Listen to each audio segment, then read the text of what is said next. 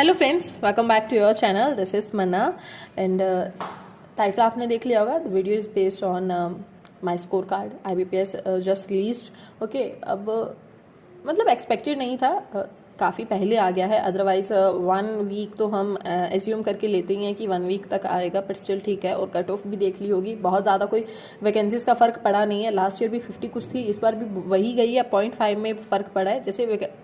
पर तो मुझे अब इस बार स्टिल जो एक डाउट मुझे लग रहा है ना, कि पिछली बार शायद काफ़ी ज़्यादा स्टूडेंट सिलेक्ट हुए थे, 1:18-17 कुछ रेशो में थे। इस बार रेशो शायद कम रखा है इन्होंने, जहाँ तक मुझे फीलिंग आ रही है। बाकी कांट से एनीथिंग, ठीक है, वो तो अनिल अग्रवाल सर वगैरह जैसे ही टीचर्स हमें बता सकते हैं।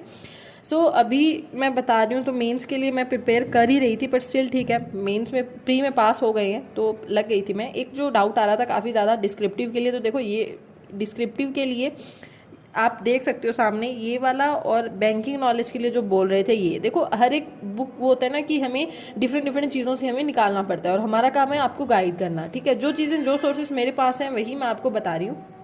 एक्चुअली जो ये बुक है ना, ये कोई पर्टिकुलर नहीं है, ये SBA CBO की बुक है। आप इसको डिस्क्रिप्टिव वगैरह के रिगार्डिंग नहीं बोल सकते हो, ठीक है। फर्स्ट ऑफ ऑल तो ये जो ये वाली बुक है, ये न्यू पैटर्न वाली है। इसमें क्या था, अभी जैसे SBA CBO का आया था, बाद में मुझे पता लगा कि एक्सपीरियंस पर्सन वगैरह फिल कर सकते हैं, ऐसा कुछ मुझे डाउट हो रहा है, तो मैंने वो अभी तक फिल नहीं किया।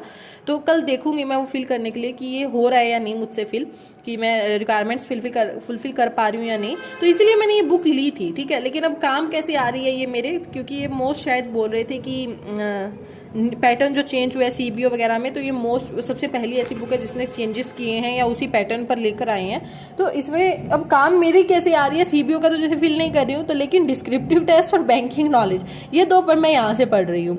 अब क्यों पढ़ रही हूँ मैं आपको एक चीज़ बता दी हूँ। देखो, जैसे हम डिस्क्रिप्टिव के लिए सब चीज़ें अपन फाइंड आउट कर रहे थे, डिस्क्रिप्टिव में इसमें सेम ही है। ये तो जैसे मैंने करंट अफेयर वगैरह पढ़ी थी, इसमें से काफ़ी ये वाला यहाँ से एक RRB से क्वेश्चन भी बना था, मुझे अभी स्टिल याद है। अब आपको एक चीज़ दिखाती हूँ मैं डिस्क्रिप्टिव वाली, ये आप देखना मुझे क्यों ये पसंद आई। इसमें देखो, सबसे पहले तो आपको ये डिस्क्रिप्टिव पेपर है, लेटर राइटिंग है, इसमें 3 आपको लेटर्स दिए हुए हैं और ऐसे राइटिंग का दिया हुआ है, ठीक है। अब यहाँ पर इन्होंने जैसे ये दिया हुआ है, ये आपको दिया हुआ है सबसे पहले तो, सेकंड ये आपको दिया हुआ है, ठीक है, आंसर्स दिए हुए हैं। अब मुझे इसमें सबसे चीज़ सही क्या लगी, इसमें मेरी डिस्क्रिप्टिव की अच्छी प्रिपरेशन हो जाएगी। लाइक मैं जब इसको पढ़ रही थी ना, अभी तक 2 ही डेज हुए हैं मेरे, ज़्यादा नहीं हुए हैं, लेकिन जब मैं इसको पढ़ रही थी तो इतना हो गया था कि कैसे करना है। ये आपको दिया हुआ है कि ये वाला जो देखो, I have just received your letter and hasten to reply it, I am much pleased to. एक तो बहुत इजी इंग्लिश लिखी हुई है, काफ़ी इजी लैंग्वेज में लिखा हुआ है, बहुत भारी भरकम, जैसे हमें वहाँ पर क्या है ना, ग्रामेटिकल मिस्टेक्स का बहुत ध्यान में रखना है ऐसे करके। तो ये मुझे मतलब लगा कि हाँ ठीक है, मैं यहाँ से प्रिपेयर कर सकती हूँ। जैसे पहली वाली बुक्स मैंने पढ़ रखी थी, बट स्टिल ऐसा हुआ कि नई कुछ चीज़ें पढ़ते हैं, तो ये नई अभी 2022 की थी, तो मुझे लगा मैं ये पढ़ लेती हूँ। अब जैसे यहाँ पर ये दिया हुआ है, इसमें लेटर राइटिंग में ये वाला एड्रेस है, इसको बस रट के जाना एक ही लिखकर, ठीक है। और आगे ये चीज़ें दी हुई हैं। बाकी प्लीज़ बाहर की साउंड को थोड़ा अवॉइड कीजिएगा, पास में शादी है, तो ये तो देखो कई दिन का काम है इनका, हम इन पर कोई कंट्रोल नहीं है हमारा, बट अवॉइड कर सकते हैं, बस वही करिएगा आप।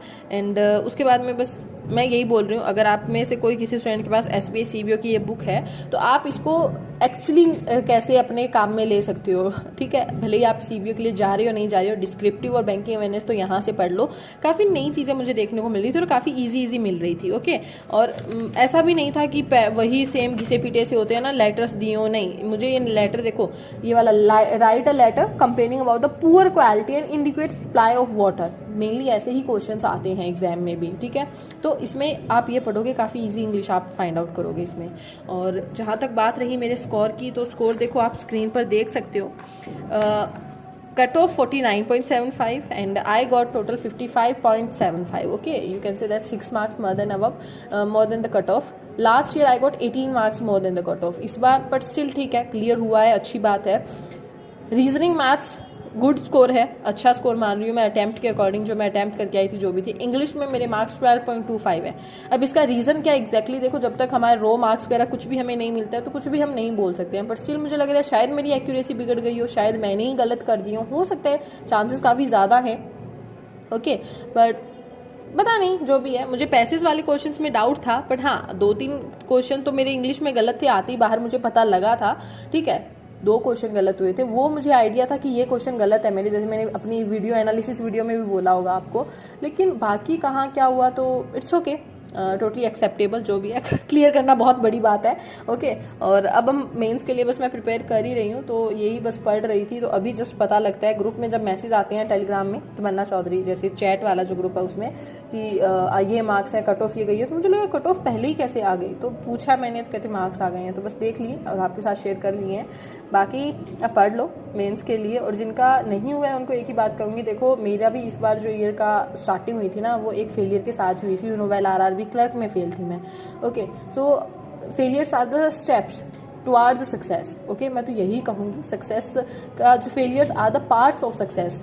ओके, बिना फेलियर्स के सक्सेस मिले तो वो दिमाग में भी बहुत जल्दी चढ़ जाती है हमेशा, जैसे हमने बड़े बुजुर्गों से भी सुना होगा इस चीज़ को। ओके, सो फेलियर्स का होना बहुत ज़रूरी है लाइफ को अंडरस्टैंड करने के लिए, लाइफ को अच्छे हैप्पीली हमें जीने के लिए। ओके, सो बस यही कहूँगी, and well prepare for the next exam and all the best for your bright future. Thank you guys, tata, take care and all the best for your bright future.